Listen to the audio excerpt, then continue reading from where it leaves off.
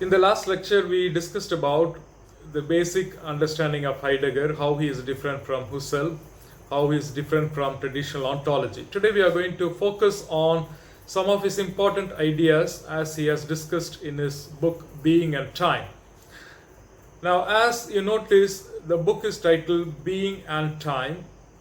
So, if you want to understand being, the privileged entity from whom you would try to understand being is Dasein himself.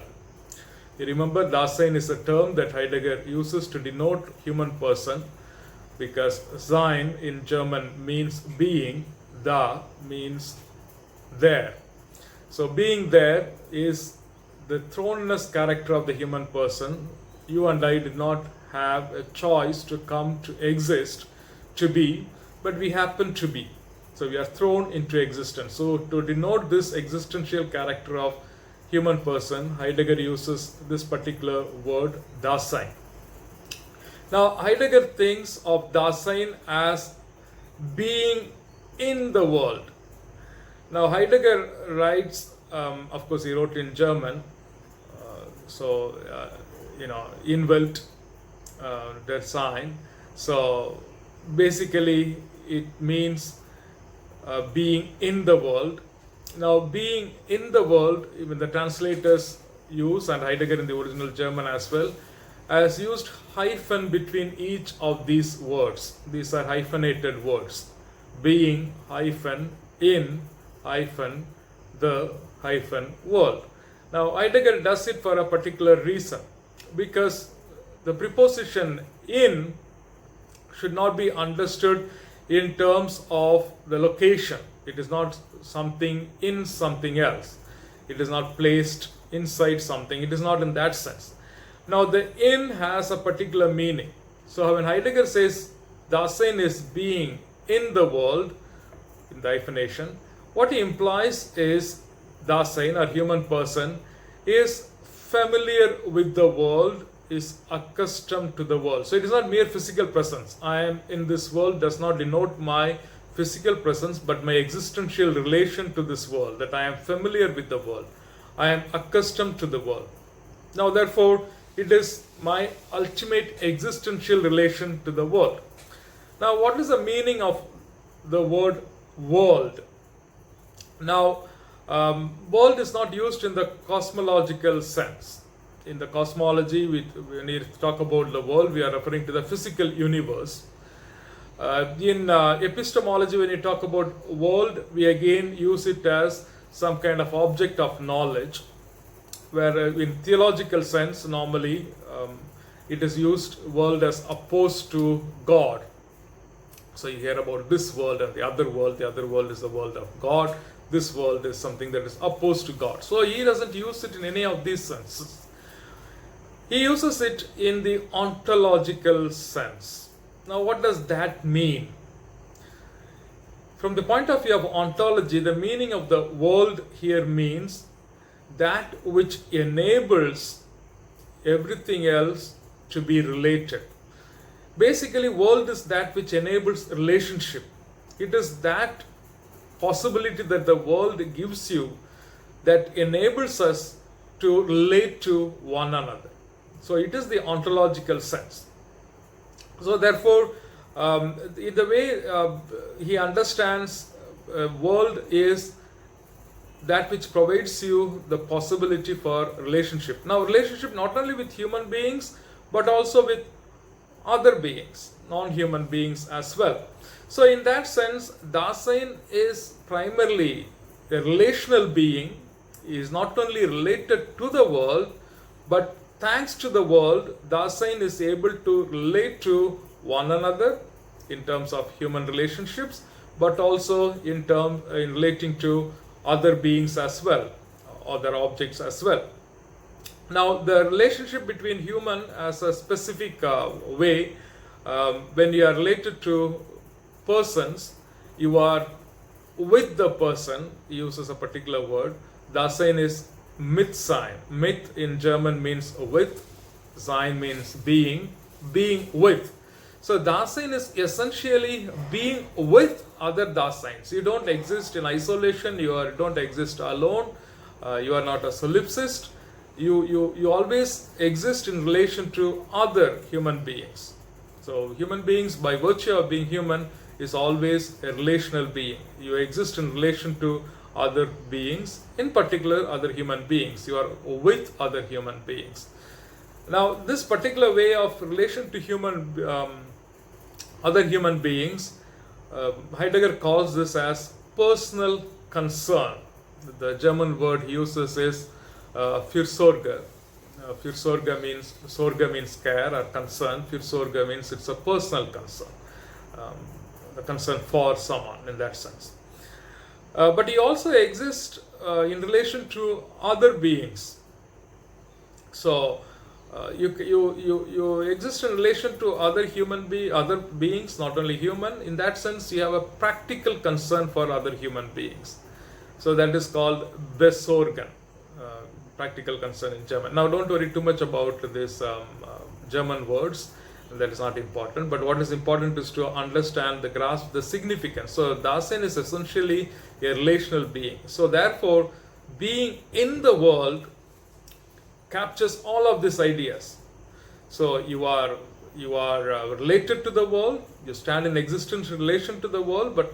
But that would also imply that world is that which enables you to enter into relation with other human beings as well as non-human beings, other beings in general. So that is why Dasein alone can be said to be lonely. Why? Only because you can be said to be lonely because in the first place you are meant to be in relation. The fact that you feel that there is no relation, that you can feel lonely. Other beings cannot feel lonely according to Dasein. Now, whether it is true or not is not the question, but the idea is that fundamentally we are existential beings. Now, this Dasein who lives as an existential relation to not only to the world but also to the other human beings and other beings, discloses himself or herself in three ways. The disclosure of Dasein. Because in every relationship there is a certain disclosure that happens. A relationship is not possible without a disclosure. Well, there can be some closure as well, but there is also a disclosure. Now, Dasein discloses itself in three possible ways. The first way is obviously that is very well known to us, the thrownness character. The Dasein discloses itself as being thrown into the world. Heidegger uses another word as well. It is a factical character or facticity. Facticity basically means the character of being thrown into the world. So you have this, you don't have an experience of freedom to come to exist. You and I are just there. You and I did not ask to come to exist. So we have this fundamentally thrown character in us. Now, in other words, it is the situation which we find ourselves to be. Sometimes, some translators translate this as kind of state of mind, but again, it has to be a little clarified because state of mind does not mean kind of mental state. It is a situation where you find yourself to be. That is the meaning. So it is ontological character of the state of mind. This is an inevitable situation and it is an irrevocable situation. It is inevitable because you didn't have a choice in the first place. Nobody asked you. Nobody asked me whether I want to exist. No, existence is a given reality. So I am thrown to exist. Now, this particular theme, gets reflected in all existential thinkers as well, successive existential thinkers as well. That is one of the reasons why Heidegger is considered as an existentialist, though he did not want to be called an existentialist. Now, this particular thrown character is a given reality, but you don't remain with what is given. You create possibilities from this given. So if you remain within this given, then it is very fatal.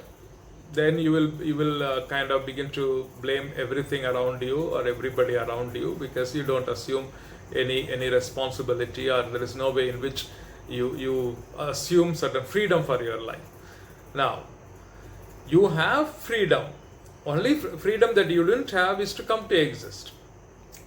Otherwise, you do have freedom to make possibilities of the way you exist. Therefore, this particular the second mode of disclosure, Heidegger interestingly calls this as Verstehen. Now, Verstehen literally means to stand under. So in English, therefore, it is understanding.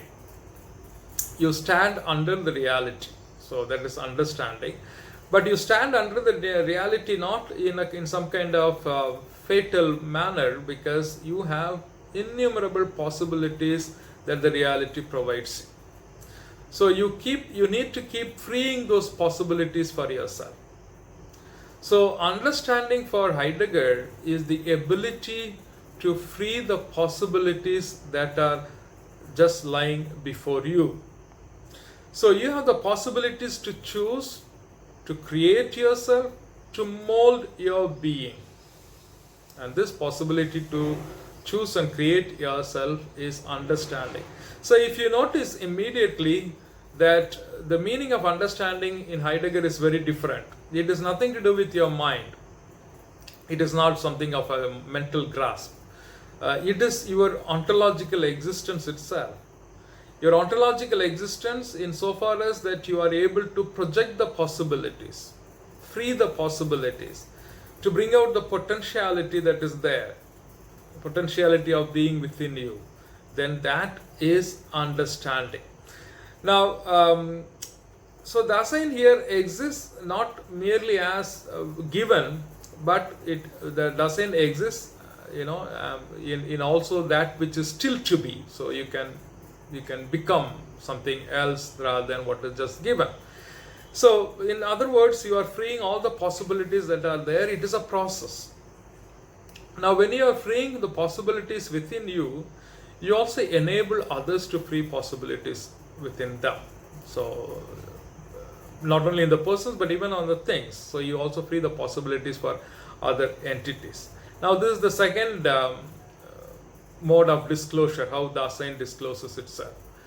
Now this is an authentic mode of disclosure. I will come to this particular mode of disclosure a little more in detail, because precisely thanks to this way of looking at Dasein, the second mode of disclosure in terms of understanding, we have completely a different approach to hermeneutics successively. Though I may not be able to discuss all of it in length, but at least I will discuss the basic idea of this understanding, what it does in philosophy later. The third mode of disclosure is the Dasein in its averageness. What does that mean? Dasein falls from itself. So he calls this verfallen. Now, what does the meaning fall from itself? In the second mode, which is an authentic mode, you disclose yourself in terms of choosing possibilities, and therefore it is something of your own. It is very personal. Now, when the Heidegger says the third mode of disclosure is that you are falling back, you are failing to be your own, which means there is a constant temptation within us to be anonymous. So Dasein therefore becomes Das Man. Of course, he uses the German word to indicate. Now Das Man doesn't exist in German language, because Man is der Man. Das is a neuter adjective. By replacing the adjective into neuter, Heidegger is signifying that you are slipping into an anonymous self. So you begin to hide yourself in the crowd. In English, you cannot translate the Das Man because there is no such thing as distinction in article. So normally this is translated as the they self. Now, why it is they self? The they self is basically you are refusing to make a choice, and then you always hide behind the they, the others, the anonymous self. For example, to give a simple example, if you want to confront your friend, you don't make a choice, you don't want to be authentic, you don't choose to confront your friend, you are running away, you are falling back. So instead of confronting your friend on a particular whatever it is, you go and tell your friend, well, they say that you behave like this. You wanted to say that, I'm sorry you behave like this, and that upsets me or that disturbs whatever it is. You, instead of owning it up, you say, well, they say. That is hiding behind the they, the anonymity. That's what it means, the they self in English. The Dasman captures this idea. That is why in English it is translated as the they self. In other words, you kind of take comfort in not making a choice. Well, not making a choice is a choice itself, but then you don't need to make a choice that would in some way making your life a little difficult. You have to live with that, and that kind of now most of the time the they self leads to what Heidegger would call some kind of gossiping. The moment somebody gossips, it is the they self, because any meaningful conversation would you would own it up. It's your statement, it's what I say, it's what I think, it's what I feel. But instead of that, normally you begin to, I heard people saying, these are typical expressions of gossips. Curiosity, for example, idle talk, ambiguous language, or ambiguous language in terms of talking about others. All these things are part of this they self. So here you are, instead of a disclosure, what is happening is hiddenness. So the third mode of disclosure is a closure in some way. You are trying to hide yourself. You are trying to close yourself. He calls this a beautiful word, verschlechen, which literally means you are trying to hide your own self. Now, I don't want to develop much of this idea, but this definitely is an important point in terms of inauthentic self. So later, when people like Sartre and others make use of authenticity and inauthenticity, they are very indebted to Heidegger. I mean, Sartre is, at least he claims that he is influenced by Heidegger's thinking, particularly his Being and Time, which he read when he was a prisoner of war. But Sartre has his own ways in which he has developed this idea, but the seeds of the thought, the originality, lies here in these three modes of disclosure. Now I shall come back to, as I promised you, I will come back to the second mode of disclosure, which is understanding. So the word in German is verstehen, to stand under, which is understanding. Understanding is to be thought of an ontological process for Heidegger. Now, understanding is not the capacity to feel or think or to grasp mentally what others are feeling or thinking. So it is not even it is not a participation in a thing that is understood. It is not. That is how normally understanding is thought of. When people say I understand you, what is meaning is I am somehow feeling the same mental process that you are going through, or I am going through the same mental processes you are going through. So that is a way in which the understanding normally is thought of work. So this is what at least the early hermeneuticians, you remember yesterday I spoke about Schleiermacher and Dilthey and so on briefly. This is what they thought understanding works. Heidegger, it is not therefore an intellectual comprehension. It is not mind grasping a mind. It is merely Dasein's potentiality for being in the world. Now, if it is Dasein's potentiality of being in the world, understanding is prior to every other act. Because this is what makes you to become what you can. And therefore this precedes every other act that you are capable of. So it is therefore understanding is ontologically fundamental. Understanding, now this is where the question of time comes. Understanding is prior to every other act, so it is placed before every other act. So there is a way in which it goes back to the past. But at the same time, understanding is also futuristic. Why it is futuristic? Because it has a projective character. Therefore, understanding for Heidegger involves an already, therefore it is a past, already character, but at the same time a not yet character. Both are there in understanding, already and not yet. Now the already character is present in understanding because of the fact of Dasein's existence, including facticity, the thrownness, because Dasein exists, and it exists in a way of potentiality for being. It doesn't exist purely as completely made being. Now this comes very close to some other sociologists' claim and so on.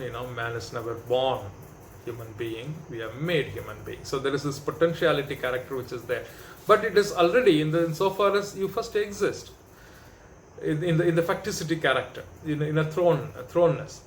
It is not yet because of the existential relation character of Dasein. It is precisely because Dasein's existential relation to the reality, to every reality, to human or non-human, that something is let stand out as something. Now, it is only in Dasein's relation to something stands out as that something. To give you a crude example which Heidegger himself gives in his Being and Time, it is in the act of hammering. Note, in the act of hammering. It is not trying to understand the hammer. It is not trying to mentally grasp what this hammer is, what function it can do. No, it is not merely an employment of mind. It is in the act of hammering. The act of hammering is an existential relation to the hammer, as an object, of course. It is in the act of hammering the hammer discloses itself as hammer. So hammer is not a hammer just by itself. It is in the way that I relate to the hammer in a particular way that it discloses itself as a hammer. So what is told of objects is also true of human being. Now this is where the phenomenological character of Husserl comes.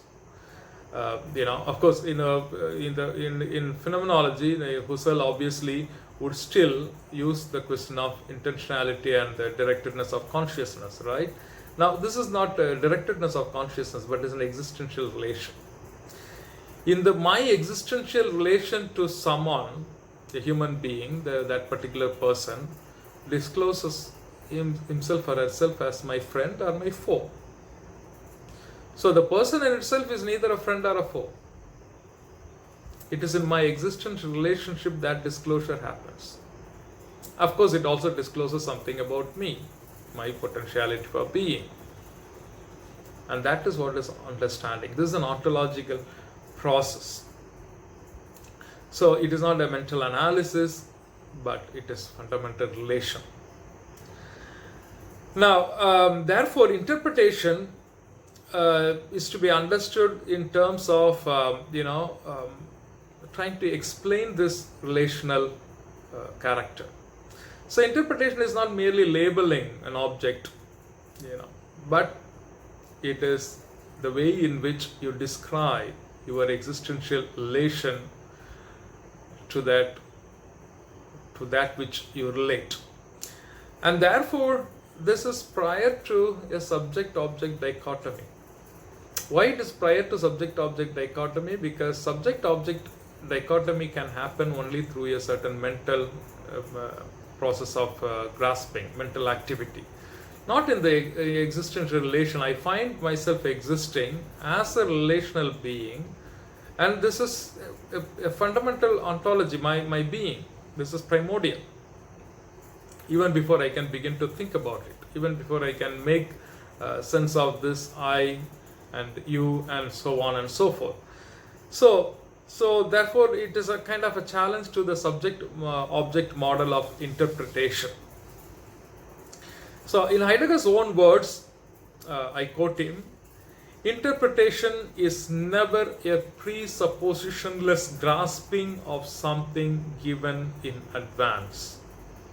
Interpretation is never a presuppositionless grasping of something given in advance. So Heidegger is challenging this whole question of objective interpretation. Now note, he's not just merely challenging the question of objective interpretation, but then that which leads to this very idea of objective interpretation is a dichotomy between subject and object. So he's challenging that very dichotomy itself. It's not merely that objective. It doesn't mean he is appreciating subjective interpretation. He says we have to go to a point prior to that, even before we can think of subject and object. So from the way we are understanding operates, there can be no interpretation without presupposition. So nothing is self-evident. So what emerges from a thing is what allows, would only affirm that the so-called objective interpreter operates from certain presuppositions of which it takes no notice. So it is always a certain presupposition. Now notice this presupposition doesn't once again mean a certain kind of that would be very true of Husserl's phenomenology, what he would say, we have to bracket out and so on, the natural attitude. That's not what he means here. Presupposition for Heidegger would imply your place in this existential relation, the way you have positioned yourself. So it is not again a kind of a thinking process. No, it is an ontological process. Where have you positioned yourself in this existential relation? So depending on the way you have positioned yourself in this existential relation, the disclosure happens, both about you, but also the other to whom you are in relation. It's a wonderful thought to think about. So this way of understanding, this way of ontological process is something that has given whole rise of the hermeneutical school. Before Heidegger, hermeneutics did exist, but after Heidegger it had a different approach, particularly developed by Gadamer and others who have raised serious questions about the question of truth. Gadamer has a nice book called Truth and Method. So I will not be discussing that particular thinker. So if anybody is interested, you could later read that on your own. Now, these are some of the general ideas that you would find in Heidegger's Being and Time. I have not exhausted the idea. But there is one thing that we should remember by all means is the question of, the possibility of what human being as being in the world, but also at the same time, the question of time that he brings in, which I didn't elaborate except for the fact of understanding, which is already annotated. But again, in the question of death, Heidegger elaborates this idea. For Heidegger, Dasein is also a being unto death. Now, what does that mean, being unto death? So he exists already as dying. So death is not something that is standing far, and it's soliciting you from far. No, in everyday life you are marching towards death. You are born. The moment you are born, you are heading towards death. So now he has a very, very interesting way in which he conceives death. Death is one of the possibilities that you have. So death is not the end of lifetime or anything like people would think in a very linear way of looking at, you are born, now you live, you die. Death is one of the possibilities that you free. So death comes in this ontological process of understanding. And more importantly, death is your own most possibility. Why it is your own possibility? Because nobody else can free that possibility for yourself. Only you can free that possibility for yourself. But ironically, that which is the ownmost possibility is what brings the end of all possibilities. So that is your own. If you can claim of something as your own, it is your death, nothing else. Because that is, you have to live your death, if I can put it that way. You have to free the possibility of death. It doesn't mean you are making a choice to die. It doesn't mean that, but it is your death and you have to embrace it. Nobody else can do that. Only you can do that. So I think that is a very wise statement. But that ends every other possibility, because the moment you die, there is no more possibility that you can have. And in that sense also, it is your own most possibility, because there is nothing that can exist beyond that. So he has a very interesting idea of death as well. I have written something on that I can share with you later. I don't need to discuss elaborately on this. Having said that, now I will briefly shift to the second Heidegger, or Heidegger after the turn, which is very slightly different from, that doesn't mean Heidegger has completely given up his ideas in Being and Time. As I told you, he did not complete his Being and Time while he published it, because he had to publish it in a hurry, because it was a requirement that he publishes a work, a monumental work, to be promoted to the chair of philosophy. And then to fulfill the requirement, he published it in a hurry, but he never completed that work again. So it remains kind of unfinished in that sense. But still, it is quite a monumental work. The reason why he did not complete it, because there is also a shift in his thinking that emerges. That will happen to most thinkers, and of course Heidegger is not an exception to that. Now, what Heidegger does after the shift is, so far he has been seeing being from the point of view of Dasein, because you see, the privileged entity to raise the question about being is Dasein. Now after the shift, now it is no longer the being which is seen in the light of Dasein, but it is Dasein which is seen in the light of being. Now many scholars would say now Heidegger has entered into a poetic phase of his philosophy, which is quite fascinating, but it makes it rather little difficult to understand. In many ways, there is a shift from this hermeneutical, ontology or hermeneutical phenomenology to what is called as aletheological. If you want, I shall type that, aletheological. I'll explain in a minute what it means, aletheological.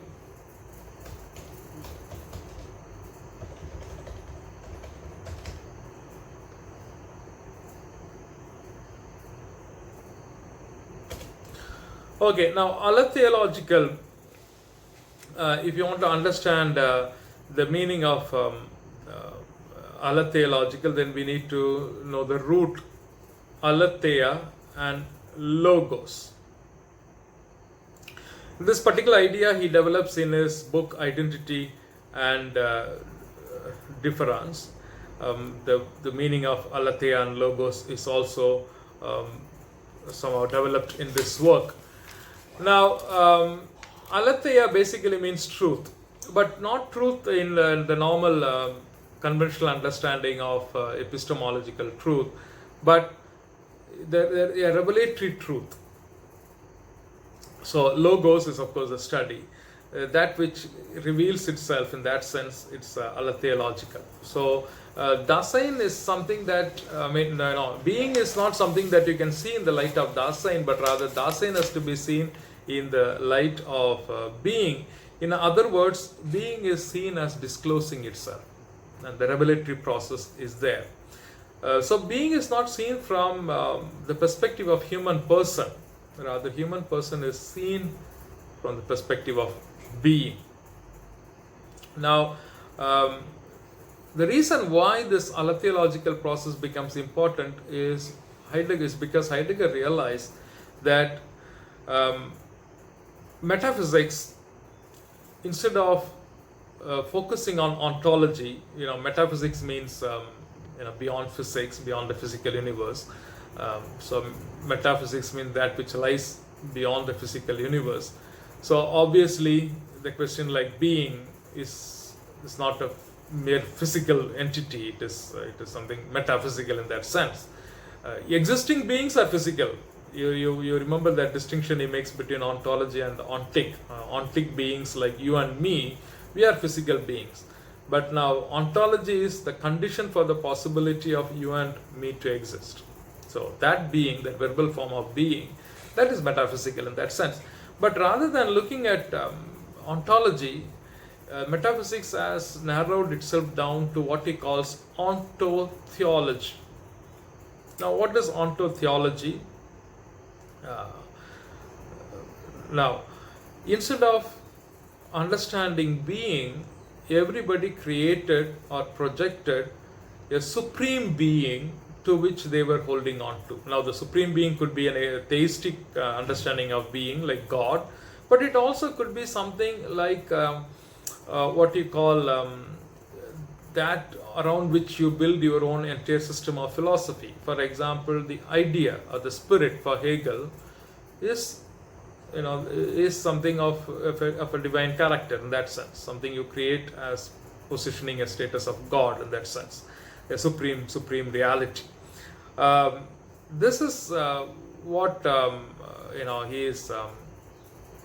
he is worried about, and instead of looking at ontology, if you are a theist, you immediately look at God rather than being.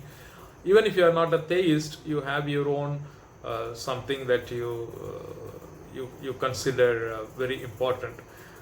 Later, Derrida calls this as transcendental signified. This particular, what you hold on to, something very important, the basic, the foundation of your thought, your philosophy, around which everything else is built. So to denote that, he calls this ontotheology. Theo, of course, referring to God. You raise something to the status of the divine, either God himself or so in other words, it is something to do with the universal trait. You are preoccupied with the universal trait or the ultimate grounding. So you are ultimately, your own philosophy is grounded on something. If you are a theistic philosopher, probably it is grounded on God himself. If you are a Christian worldview, the Christian understanding of God. But otherwise, like idea or whatever it is. So there is ultimate grounding and a universal trait. So this abstract universal trait and the ultimate ground, to denote them, he calls this ontotheologic. Heidegger thinks that this happened already from the time of Plato and Aristotle, but it became accentuated in the Christian period. When I say Christian period, it is that whole lot of Middle Ages before the arrival of modernity. So the whole of metaphysical tradition has been vehicled by Christianity very strongly, but in terms of ontotheology, not of ontology. Therefore, ontology has lost itself. So in modern philosophy, again, this has been this particular ontotheology has been vehicled by classical epistemology, the subject-object polarity that it brings along with it. So starting from Descartes' cogito. So all the time, therefore, what we have been doing is we are making use of a metaphysical tradition by reducing it to ontotheology, to exercise our domination over reality, not to stand in relation to reality, which ontology would really want. But by making it ontotheology, what you are doing is you are trying to exercise mastery over reality, or you are trying to have intellectual domination over reality, which also manifests, unfortunately, in exploitation of reality by use of technology. Now, note, Heidegger is not against technology. All that he is saying is, if your technology is guided by a certain form of metaphysics, then it is dangerous. And the metaphysical past that we have, which has reduced everything into us as subject and then the reality as an object that you can control and manipulate, that is problematic. So Heidegger therefore wants to distance himself from the metaphysical language. So he realized in the earlier phase, in spite of this nuance that he brings to retrieve ontology, he thinks that he still is a prisoner of the metaphysical language. Therefore, now he wants to step back from this metaphysical language. So, therefore, there are new themes that emerges by trying to keep away the metaphysical language. One of the themes that he brings in, Heidegger turns to a certain mystical tradition as well. So he borrows some terms from the mystical thinkers. For example, the mystical tradition of Meister Eckhart. I don't know whether you are familiar with this mystic, a German mystic called Meister Eckhart. Heidegger is fascinated by Meister Eckhart, particularly the notion of Gelassenheit. Now, this particular Gelassenheit is rather difficult to translate. I'll type that. What does this Gelassenheit mean? In English, it can be translated as setting free or releasing, but none of these things really captures that. Releasement. Now, what does that mean? In fact, Meister Eckhart used it in the context of setting ourselves free from our vanity, and then that we do that so that we let God be God. So the word is eigenwill, but then let God be God. You don't worry about that particular word. Now, what does that mean? Let God be God. You don't impose your own ideas about God and claim that to be an objective truth, which most religious people would do today. What God is, nobody would really know. Would anybody know? Can we really speak about God honestly? You and I really cannot speak about God, at least positively. We can only say what God is not, perhaps. I mean, that's a very, very serious question. But yet we keep talking about. It's our understanding. It's the way we project our own ideas into what we call God. So, as a mistake, you really cannot speak about God. Just let God be God. That is the idea.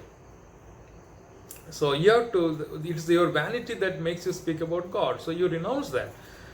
Your own will that you're imposing, that you renounce that. That is the idea. Now, borrowing that from that particular religious mysticism, Heidegger is now bringing that to let being be. So the question is, let being be. So you don't give your own categories to being. Let being be. Let it show itself to you in that sense. Now, for Heidegger, therefore, this releasement is a belonging together of being and human person. In other words, we as human persons are open to the call of the being beyond the distinction between activity and passivity. We are open to the call of being. We alone can respond to this call of the being, because we alone can experience the call of being.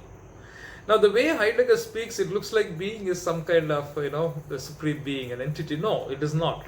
But it's the way in which he is trying to show that relational dimension to which we need to respond, that our existential relation to which we need to respond.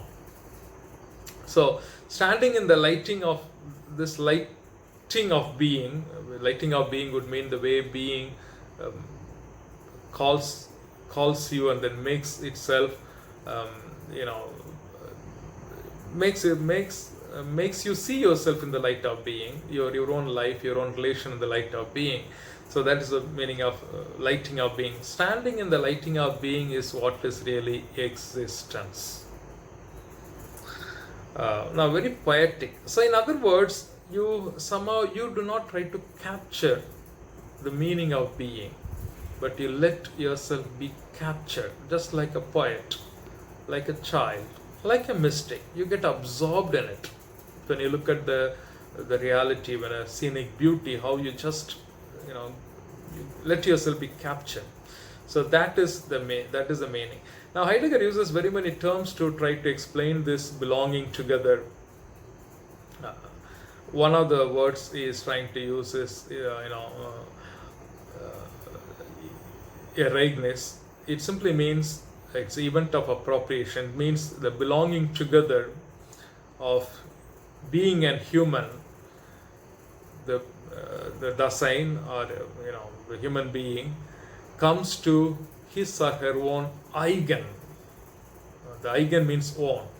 So he or she comes to his own and shows himself or herself in the true essence. That means authenticity. So ereignis, belonging together of being and human, in which you show your own. So the eigen, that is why it is ereignis. I think I will stop here. I got some more ideas. Heidegger also he has a particular idea of about nature, about ecology. Again, after the turn, he became very attuned to the nature, and therefore he tries to explain the meaning of ecology in its etymological sense. Oikos basically means house, and logos means letting be. So ecology for him, it's to being at home with nature. So it is your house, to be at home, so to be at peace. So to dwell on earth, therefore, would mean to be at peace with the earth, with nature, with the environment. To be at home. To be at home, basically, that's the meaning. When I say be at home, be comfortable, be at peace, not in an antagonistic way, so the earth becomes therefore a cosmic home. So that kind of understanding he brings in. I'm not going to further develop that for want of time. Also, it may be a little boring if I keep talking. There are many other things in the later Heidegger which is very poetic, mystic kind of thing, but quite fascinating. But I think I will stop here now. Thank you very much.